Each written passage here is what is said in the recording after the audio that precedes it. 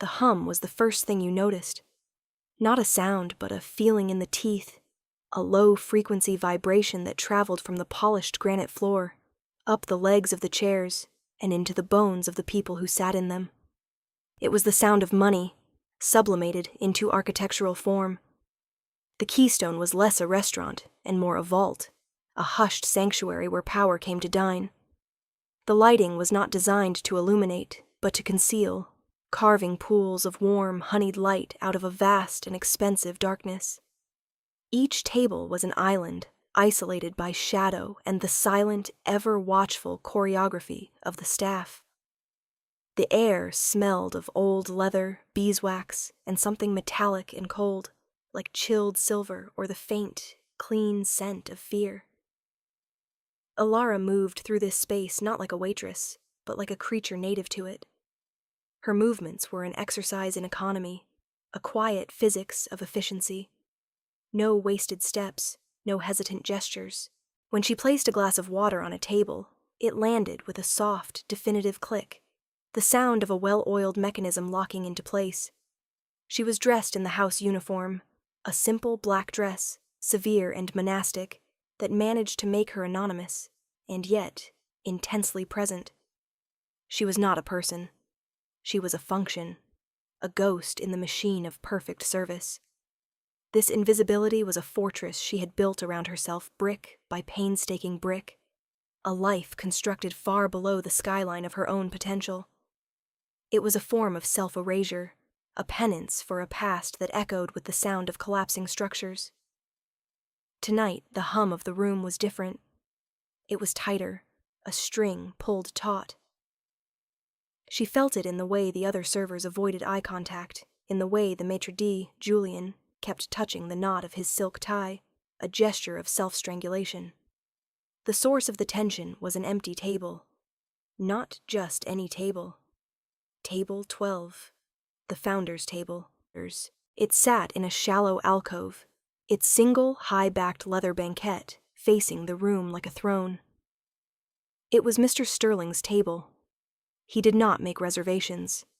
He had a standing arrangement, an immutable law of the Keystone's universe. 8 o'clock, every Thursday. He was never late.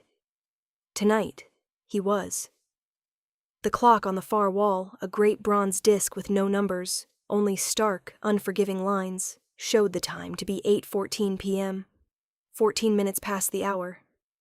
The restaurant had a rule, a policy written in stone and reinforced by fear, a 15-minute grace period. After that, any reservation, any standing arrangement was forfeit. It was a rule Mr. Sterling himself had insisted upon. He believed rules were the load-bearing walls of any enterprise. He had no tolerance for cracks in the foundation. No one had ever dared to test the rule, because Sterling was a man who moved with the gravitational certainty of a planet. He was simply always there, until tonight. At the host stand, a man and a woman stood waiting. They were elderly, their clothes neat but not expensive, their faces etched with a quiet, hopeful patience that was painfully out of place in this room of predators and kings. It was their 50th anniversary. Alara had overheard them telling Julian. They had made their reservation 3 months ago. They looked at the empty table 12 not with envy, but with a kind of gentle, accepting awe, as if gazing upon a museum piece they would never be allowed to touch. They were the next on the list. The minute hand on the bronze clock slid into its final position. A click, soft but absolute, echoed in the strained silence of the entryway. 8:15 p.m. Julian's face was pale, his skin translucent under the track lighting. He looked at Alara, his eyes wide with a silent plea. Do nothing. Wait. Break the rule just this once. It was the sensible thing to do. The path of self-preservation. Alara felt a familiar, ghost-like sensation, the memory of her father's drafting table, the smell of graphite and paper, his voice explaining the physics of failure. A small compromise, he used to say, is how a collapse begins. It starts with a single bolt, a miscalculation in the load, a hairline fracture you decide to ignore. She met Julian's gaze for a fraction of a second. It was not a conversation. It was a verdict. She turned from him, her movements still preternaturally calm. She picked up the heavy reservation book, bound in Moroccan leather. She found the entry for 8 p.m. sterling, table 12. Her pen, a simple, functional silver stick, hovered over the name. She drew a single, clean line through it. It was not an act of anger. It was a correction, an adjustment to a structural flaw. She closed the book. The sound it made was soft, but it seemed to shake the very air around the host stand. She turned to the waiting couple, her face a mask of professional serenity. Mr. and Mrs. Gable, your table is ready. Please, follow me. The air in the grand dining room seemed to solidify, to become a block of ice through which Alara now had to carve a path. Every head turned, every conversation faltered. The seating of a new table was usually a silent, seamless affair, but this was different. This was an event, a transgression. They were not just walking to a table, they were walking toward a reckoning. Alara could feel the eyes on her back, assessing, judging, waiting for the inevitable consequence. The Gables were oblivious. They followed her with the shuffling, careful steps of old age, their faces alight with a gentle, unadulterated joy. For them, this was not an act of defiance. It was the peak of a lifetime together, a quiet celebration in a beautiful room. Mrs. Gable's hand rested on her husband's arm, her knuckles frail and white. He patted it softly as they walked. Alara led them to the alcove, to table 12. She pulled out the chair for Mrs. Gable, a gesture of service that felt in this moment like the laying of a foundation stone. The old woman sank into the plush leather with a soft sigh of pleasure. Mr. Gable looked at Alara, his eyes watery with gratitude. Thank you, my dear. This is more than we could have hoped for. Alara's expression did not change, but something inside her settled. A debt, long unpaid, felt marginally smaller. She handed them the heavy, tasseled menus. Enjoy your evening. Her voice was level, calm, betraying none of the seismic tension that now gripped the room. She turned to walk away, and that is when the front doors of the Keystone burst open. It was not a gentle opening. The heavy oak doors, designed to swing with a silent, hydraulic grace, were thrown back, slamming against their stoppers. The sound was a violation, a gunshot in a library. Into the carefully curated silence swaggered 5 men. They were dressed in clothes that were expensive, but ill-fitting. The fabric stretched tight over muscles of arrogance. They moved like a pack, their energy chaotic and predatory. At their center was a young man with slicked-back hair and a face that was a mask of sneering entitlement. Nico, Mr. Sterling's nephew. A man who wore his uncle's name like a borrowed suit of armor, unaware that it was several sizes too large for him. Nico's eyes scanned the room, a conqueror surveying his territory. He saw the empty host stand, Julian having seemingly vanished into the woodwork. He saw the hushed, frightened faces of the patrons. And then he saw table 12. He saw the 2 old people sitting there, looking small and fragile in the grand leather banquette. His face, already unpleasant, curdled into a mask of pure indignation. He pointed a thick, bejeweled finger toward the alcove. What is this? He did not ask the question. He spat it.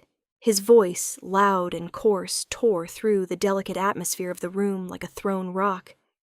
His 4 associates fanned out, creating a physical barrier, a blockade of cheap cologne and menace. They were street-level thugs, their movements clumsy and broad, a stark contrast to the coiled stillness of the man they served.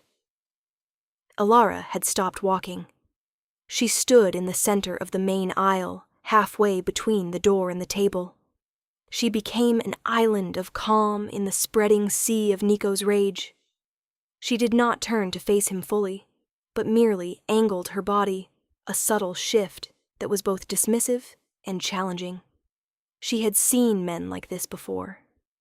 They were structures built on faulty ground, all facade and no foundation. They looked impressive until you applied the slightest pressure, and then they crumbled. Nico stormed toward her, his expensive shoes squeaking on the polished granite. His entourage followed, a clumsy phalanx of intimidation. "Who the hell are you?" Who sat them at my uncle's table? He was now standing directly in front of her, so close she could smell the sour tang of whiskey on his breath. He was taller than her, broader, but he seemed to be shrinking as he spoke, his anger a performance of power, not an expression of it. Alara did not answer immediately. She let the silence stretch, let his question hang in the air, unsupported. The silence itself was an answer. It said, "You are not important enough for a swift reply." When she finally spoke, her voice was no louder than it had been when she'd offered the Gables their menus. It cut through his bluster with the precision of a scalpel. There was a reservation. It was not kept. The table was released. It is the house policy. She spoke the words as if reciting a law of physics. They were not an opinion. They were a fact, as solid and unyielding as the granite beneath their feet. She did not refer to him or his uncle, or the table's special status. She reduced the entire confrontation to a simple, impersonal matter of procedure. It was a masterful deflation, and Nico felt it. He felt his performative rage being drained away, leaving him exposed. A flush of dark red crept up his neck. He was not accustomed to being met with facts. He was accustomed to fear, to immediate and fawning compliance. He jabbed a finger toward her face. "House policy. Do you know who my uncle is? He is the house. He owns the policy. He owns this building. He owns you." The words were meant to be a threat, a reminder of the vast, shadowy power that stood behind him, but they sounded hollow, the desperate boasting of a child invoking his father's name on the playground. Alara's eyes were flat, her expression unreadable. She had worked for years to perfect this emptiness, this state of being a perfect, reflective surface. Let the anger of others break against you and flow away. Never absorb it. Her father had not taught her that. That was a lesson she had learned on her own, in the ruins of his life. "I am aware of who Mr. Sterling is," she said, her voice still impossibly level. "It is his policy I am enforcing, the one regarding punctuality. It is a matter of respect, he has always said.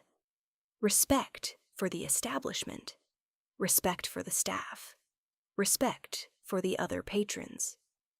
Each word was a small, perfectly placed stone, building a wall of logic and principle that Nico could not breach. She was using his uncle's own philosophy as a weapon against him. The irony was a poison he was forced to swallow. His face tightened, the bravado collapsing into something uglier, more direct. He reached out, his hand a blur of frustrated motion, and grabbed her arm just above the elbow. His grip was tight, his fingers digging into the muscle. The fabric of her uniform was the only thing between his skin and hers. "Get them out of that seat. Now." The command was a low growl. The entire restaurant was a tableau of suspended animation. Forks hung in mid-air. Wine glasses paused on their way to lips. The only sounds were the distant, frantic clatter from the kitchen and the low, constant hum of the building itself. At table 12, Mr. Gable had half risen from his seat, his old face a mixture of fear and a frail, protective anger. Mrs. Gable clutched his arm, holding him back. Their quiet anniversary dinner had become a hostage situation. Alara looked down at the hand on her arm. She observed it with a strange, clinical detachment. She saw the thick fingers, the ostentatious gold ring, the way the knuckles were white with pressure.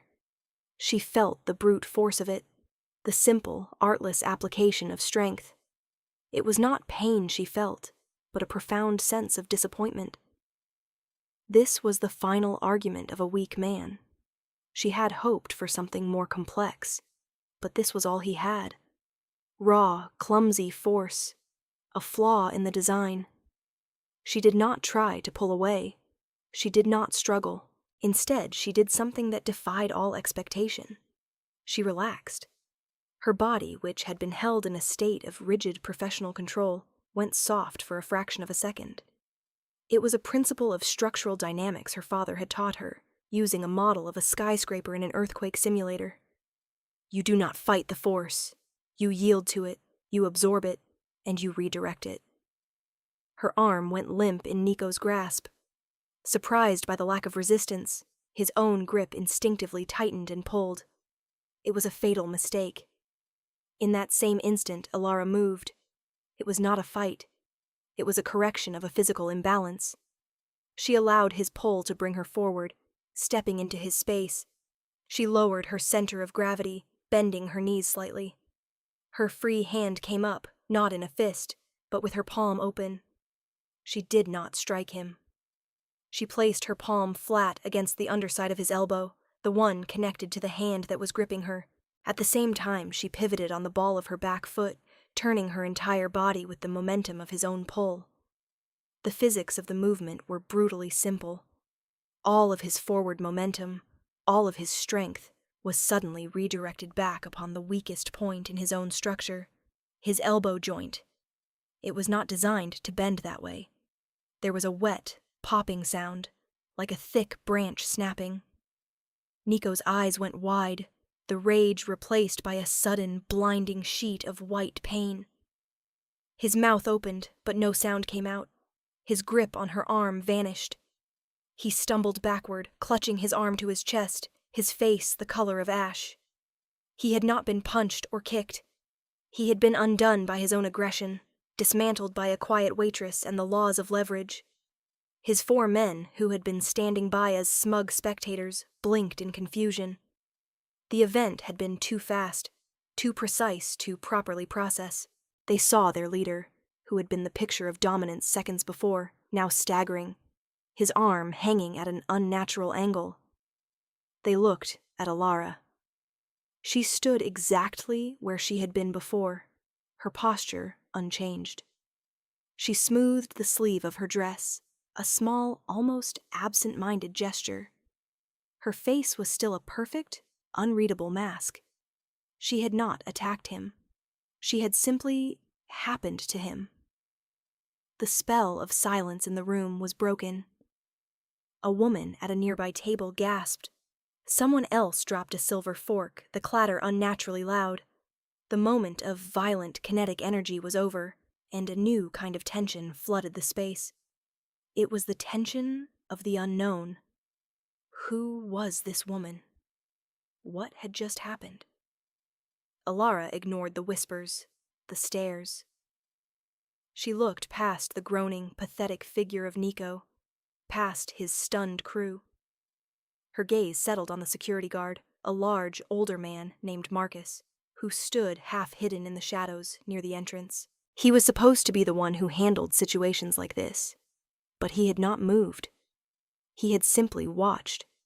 His face, normally a placid mask of professional boredom, was now a study in awe and terror. He gave her a single, almost imperceptible nod.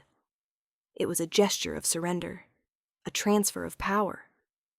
This small, silent exchange was more significant than the physical altercation that had preceded it. It was a recognition. The formal, institutional power of the restaurant, represented by Marcus's uniform and badge, had just deferred to the authentic, personal power of the waitress. Alara held his gaze for a moment longer, then turned her attention back to the matter at hand. The broken piece of the structure was still there, leaking chaos into her well-ordered world. Nico's men were beginning to recover from their shock. 2 of them moved toward their injured leader, while the other 2 took a half-step toward Alara. Their faces were uncertain. Their confidence, which had been an extension of Nico's, was gone. They were looking for a new source of authority, a new set of instructions. They looked from Nico's pain-contorted face to Alara's impossible calm. They were adrift. Alara took a single step forward. It was a small movement, but it had the weight of an army's advance. The two men in front of her flinched. They were thugs, used to brawling, to messy, inefficient violence. What they had just witnessed was something else entirely. It was clean, swift, and utterly devastating. It spoke of a discipline they could not comprehend. It was the difference between a sledgehammer and a surgeon's scalpel. They had brought a sledgehammer to a surgery. She did not speak to them. She spoke to Nico, who was now leaning against a table, his breath coming in ragged gasps. "Your evening here is concluded." It was not a suggestion. It was a statement of fact, delivered with the finality of a judge's sentence. "Please leave." The word "please" was a weapon in her mouth. It was not a plea for politeness. It was a demonstration of her own control, a final, cutting piece of irony. She was granting him the courtesy he had so violently denied everyone else. One of the henchmen, bolder or stupider than the rest, found his voice. "You broke his arm," he stammered, the accusation laced with disbelief. Alara's gaze shifted to him. Her eyes were dark, and for the first time, a flicker of something other than emptiness showed in them. It was not anger. It was something colder. It was the look of an engineer examining a faulty component just before decommissioning it. "He leaned into his own momentum," she said, her voice dropping half an octave. "The structure failed. I merely identified the point of stress."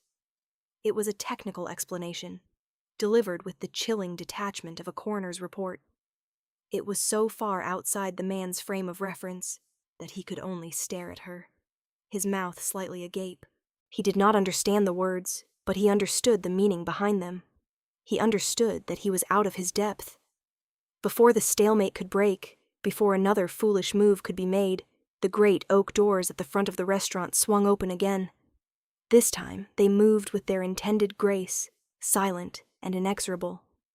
A man stood framed in the doorway, and the temperature of the room dropped by 10 degrees. He was not a large man, but he occupied the space as if he were a mountain. He was dressed in a dark, impeccably tailored suit that seemed to absorb the light around him.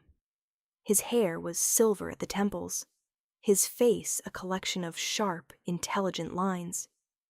It was his stillness that was most terrifying. He did not move. He simply was. Mr. Sterling had arrived. The hum of the restaurant ceased. It was as if the building itself was holding its breath. Every person in the room, from the patrons to the chefs who had peeked out from the kitchen, felt the shift. It was a fundamental change in the atmospheric pressure. Power had entered the room. Real power. Not the loud, brittle performance of his nephew, but the dense, silent, gravitational force of a black hole. Mr. Sterling's eyes, the color of old, wet stone, swept the room once. It was a glance that lasted no more than 2 seconds, but in that time, he seemed to see everything. He saw the frightened faces of his clientele. He saw his nephew, cradling a ruined arm, his face a mess of pain and humiliation. He saw Nico's 4 useless associates, frozen like statues. He saw the elderly couple at his table, looking like 2 frightened birds in a hawk's nest. And finally, his eyes came to rest on Alara. She stood in the center of it all, the calm eye of the storm she had created. She was the only person in the room who met his gaze directly. He did not look at his nephew. He did not acknowledge his presence in any way. To do so would be to grant him significance. Instead, he began to walk into the restaurant. His steps were measured, silent on the granite floor. He moved not with the swagger of a thug, but with the quiet purpose of a predator entering his own territory. He walked directly toward Alara. He stopped a few feet in front of her. The space between them crackled with an energy that was more potent than any physical threat. He looked at her, truly looked at her, for a long, silent moment. His gaze was analytical, assessing. It was the look of a master craftsman examining a piece of unfamiliar but exceptionally fine work. He was not looking at a waitress. He was looking at a puzzle, a deviation from the expected order of his world. He had built his empire on his ability to read people, to understand their motivations, their strengths, and their breaking points. In her, he saw a structure he did not recognize. What happened here? His voice was low, a gravelly whisper that carried more weight than Nico's shout ever could. It was not a question so much as a demand for a factual report. It was the voice of a man who dealt only in absolutes, in the unvarnished data of a situation. Before Alara could answer, Julian, the maitre d', materialized from the shadows, his face slick with sweat.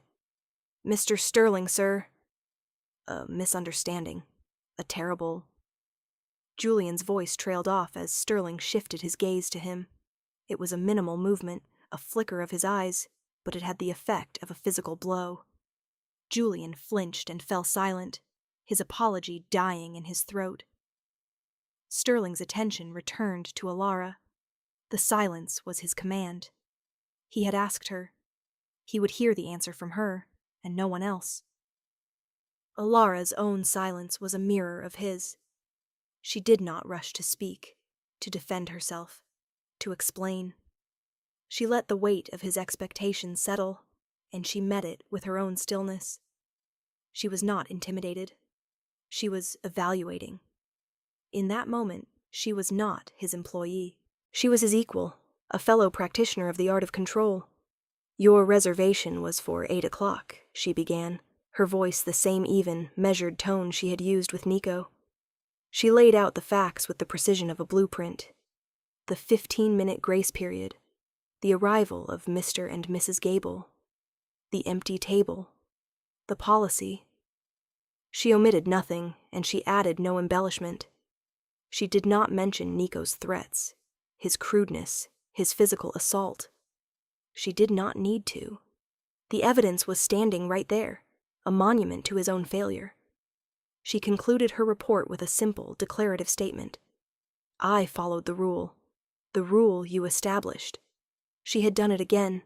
She had taken the situation and reframed it not as an act of insubordination, but as an act of ultimate loyalty. She had upheld his law in his absence, against his own family. It was a move of breathtaking audacity, a strategic gambit that left no room for argument. She had built her defense on the foundation of his own principles. Sterling's expression did not change. His face was a mask of granite, impossible to read. But Alara saw something in his eyes, a flicker of light in their stony depths. It was not anger. It was not surprise. It was recognition. He was seeing the architect behind the design. He was seeing the mind that had structured this defense so perfectly. He turned his head slowly, deliberately, and for the first time, he looked at his nephew. The full weight of his attention fell upon Nico, and the young man physically shrank under it. The pain from his arm seemed to be the least of his concerns. This was a deeper, more existential pain. This was the pain of being seen and found wanting. Sterling spoke a single word. It was not in English. It was a short, guttural word in a language Alara did not recognize, but she understood its meaning perfectly. It was a word of dismissal, a word of erasure. It carried the finality of an executioner's blade. He did not raise his voice. He did not need to. The word hung in the air, cold and heavy. Nico's remaining bravado shattered. His face, which had been contorted in pain, now crumpled in fear. He understood. His life, the one he had known, the one that had been built on the foundation of his uncle's name, was over. He turned, supported by 2 of his men, and stumbled toward the door, a broken and discarded thing. The other 2 followed, their heads bowed, like dogs slinking away from a displeased master. They did not look back. The problem had been removed. The structural flaw, excised. Mr. Sterling then turned his attention to Table 12. He walked toward the Gables, who had watched the entire drama unfold with wide, terrified eyes. He stopped beside their table. Mrs. Gable clutched her husband's hand, her knuckles white. Mr. Sterling inclined his head slightly. It was not quite a bow, but it was a gesture of profound respect. "I must apologize," he said, his voice now stripped of its menace, holding only a quiet sincerity. "Your celebration was disturbed. That is an inexcusable failure on the part of my house. Please, allow your meal, and your wine, to be a gift from me. I hope you will be able to enjoy the rest of your evening in peace." He reached into his jacket, produced a heavy engraved silver card, and placed it on the table. "If you should ever require anything, you will call this number. Anything at all." Mr. Gable, his courage returning, managed to find his voice. That's very kind of you, sir, but..." Sterling raised a hand, a small gesture that gently cut him off. "It is not kindness. It is a debt, and my family always pays its debts." He held the old man's gaze for a moment, a silent communication passing between them. Then he turned and walked back toward Alara, who had not moved from her spot in the center of the room. The restaurant was slowly coming back to life. The patrons, sensing the danger had passed, began to speak in hushed whispers. The staff began to move again, their movements tentative, like animals emerging after a storm. But for Alara and Sterling, the room was empty. They were the only 2 points of gravity left. He stopped in front of her again. The assessment in his eyes was complete. He had analyzed the structure, tested its integrity, and had reached a conclusion. "You have an interesting definition of service," he said. It was not a compliment, nor was it a criticism. It was an observation. "My father was an architect," Alara replied. The words offered up without context, a single, crucial piece of a much larger blueprint. "He taught me that a foundation is not a suggestion." Sterling nodded slowly, a small, thoughtful movement. "An architect," he repeated, the word tasting strange and significant in his mouth. He looked around his restaurant, at the dark wood, the solid brass, the granite floors. He had built this place to be a fortress of order in a chaotic world. He had built it on rules, and tonight, one of his lowest-paid employees had understood its purpose better than his own blood. She had protected the foundation. He reached into his pocket, but it was not a business card he produced this time. It was a simple, clean white envelope. He held it out to her. "You are finished for the night," he said. "My driver will be waiting for you out front in 1 hour. He will take you to a new address. Your services are required elsewhere." It was not a request. It was a redeployment. He did not wait for her answer. He knew he would not need one. He turned and walked toward the kitchens, disappearing through the swinging doors, leaving behind a new kind of silence in his wake. A silence filled not with fear, but with the vast, terrifying possibility of a future that had been irrevocably altered. Alara looked down at the envelope in her hand. It was blank. No name, no address, just a clean white rectangle, a blank page, a new foundation waiting to be laid. She finished her shift. The other staff members gave her a wide berth, their looks a mixture of awe and fear. They did not speak to her. She had become something other than a waitress. She was a force, an event they had witnessed but did not understand. She moved through the last hour with the same quiet efficiency as always, clearing plates, refilling glasses, performing the humble rituals of her job. But everything was different. The uniform felt like a costume she was about to shed. The restaurant, which had been her fortress of anonymity, now felt like a cage from which she was about to be released. At precisely 1 hour after her encounter with Sterling, she walked out the back service entrance. The alley smelled of stale grease and damp concrete. A long black sedan was parked at the curb, its engine idling with a sound so quiet it was almost imperceptible. The car was a predator at rest. The back door opened as she approached, swung by a driver she could not see. It was an invitation into another world. She paused for a moment, the cool night air on her face. She thought of her father, of the blueprints for buildings that were never constructed, of a legacy of integrity that had been crushed by men who took shortcuts. She had spent years hiding from that legacy, believing it was a source of pain. Now she understood it was a source of strength. It was her foundation. She got into the car. The door closed with a solid, satisfying thud, sealing her in with the scent of expensive leather and the low hum of a powerful engine. The car pulled away from the curb, leaving the Keystone and her old life behind, and drove into the glittering, dangerous heart of the city. The ride was silent. The driver, a silhouette behind a pane of dark glass, never spoke. The city slid past the tinted windows, a river of light and shadow. Alara watched the buildings go by, her architect's eye tracing the lines of steel and glass. She saw the load-bearing columns, the cantilevered floors, the delicate balance of tension and compression that held it all together. She saw the city as a living structure, a complex system of interlocking parts, some strong, some weak. She had spent years studying its vulnerabilities from the ground up. Now, it seemed, she was about to get a view from the top. The car descended into an underground parking garage, the air growing cool and still. The sound of the tires on the smooth concrete was the only noise. They parked in a reserved spot before a private elevator. The driver got out and opened her door. He did not speak, only gestured with his head toward the elevator. She walked across the echoing concrete, her sensible work shoes making small, lonely sounds. The elevator doors slid open, revealing a cabin of brushed steel and dark wood. It was the same aesthetic as the Keystone, the signature of its owner. A language of power spoken through design. The elevator rose with a silent, stomach-dropping speed. There were no buttons for the floors. It had only one destination. The doors opened directly into a penthouse apartment.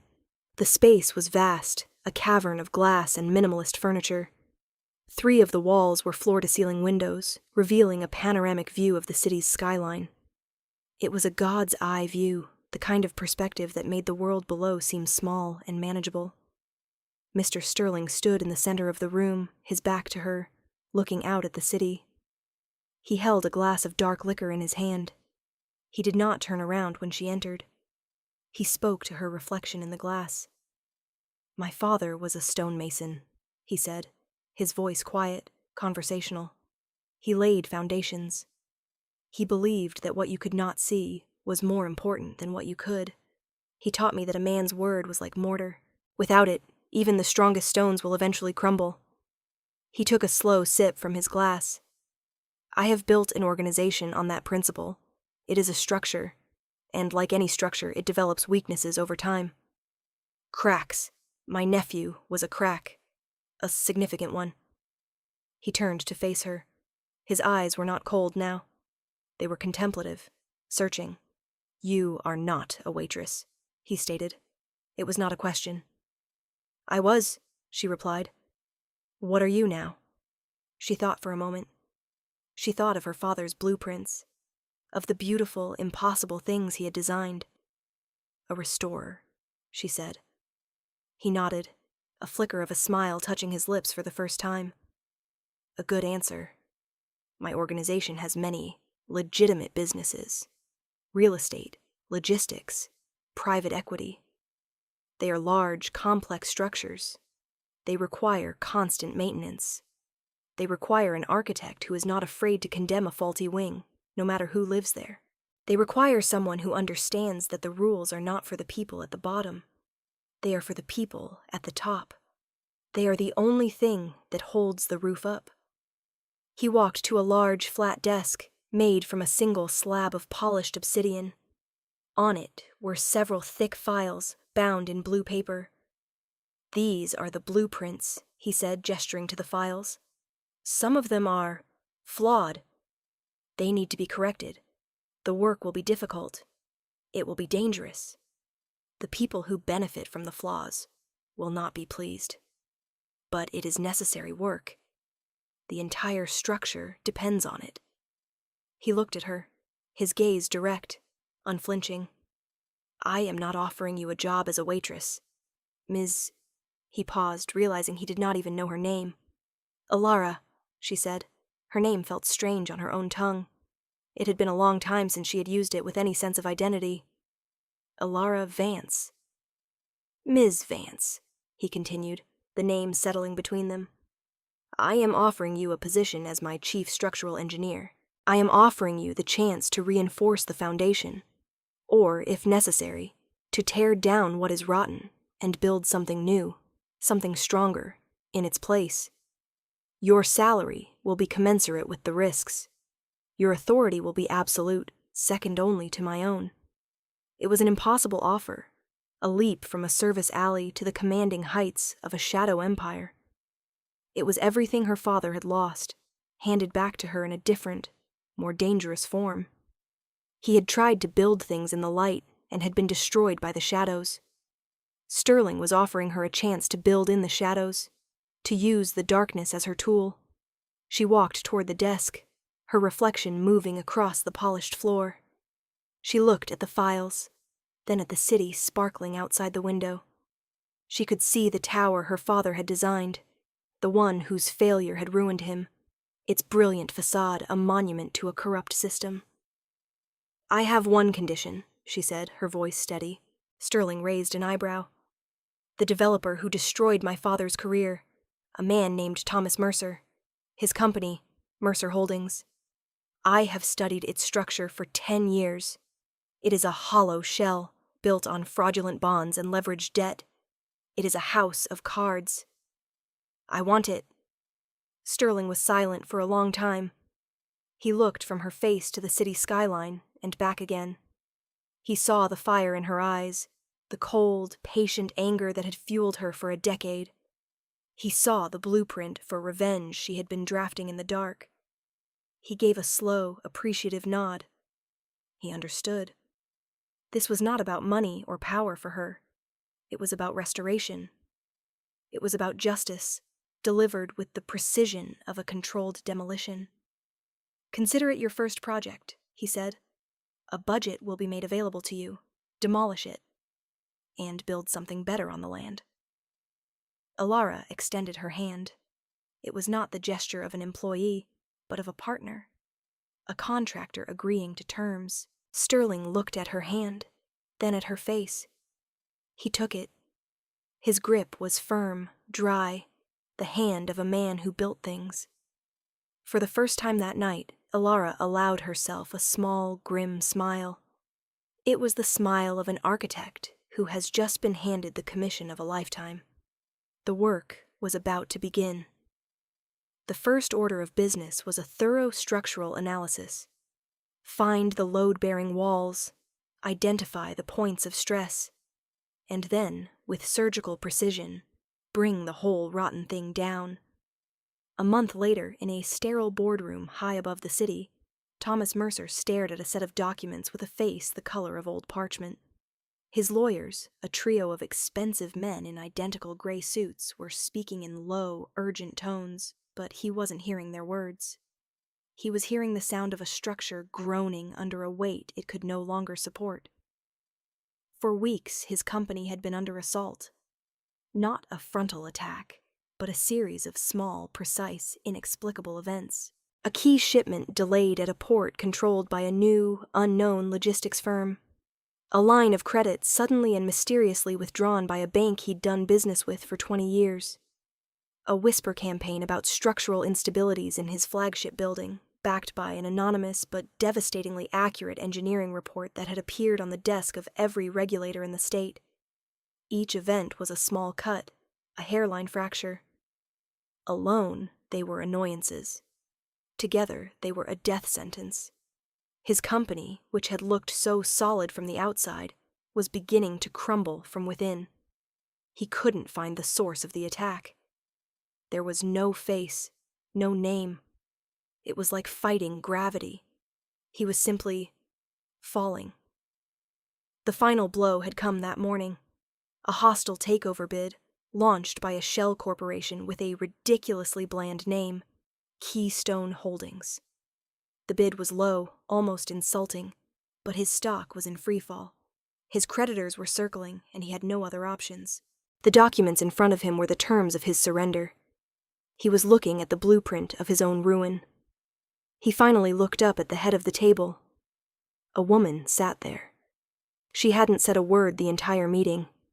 She had simply watched, her hands folded on the polished wood, her face a mask of calm, professional focus. He didn't know who she was. She had been introduced only as the representative of Keystone Holdings. She was dressed in a simple, dark suit, her hair pulled back severely. There was something familiar about her eyes, a disciplined intensity that unnerved him. "Who are you?" he asked, his voice a dry rasp. The woman leaned forward slightly. Her movement was economical, precise. "My name is Alara Vance," she said. "My father was Daniel Vance." The name hung in the air between them. Mercer's eyes widened in recognition, and then in a dawning, sickening horror. He remembered Daniel Vance, the brilliant, principled architect he had bankrupted and disgraced to build his faulty tower. The man whose life he had demolished to clear the way for his own ambition. And now the ghost of that man's legacy was sitting across from him, holding the demolition charges to his entire empire. It was not a hostile takeover. He saw that now. It was a controlled demolition. It was justice, delivered not with the heat of passion, but with the cold, irrefutable logic of a structural engineer. He had built his life on a rotten foundation, and she had just kicked out the last supporting pillar. He picked up the pen. His hand was trembling. He signed the documents that signed away his life's work. He had been undone. Not by a rival, not by the market, but by a ghost with a blueprint.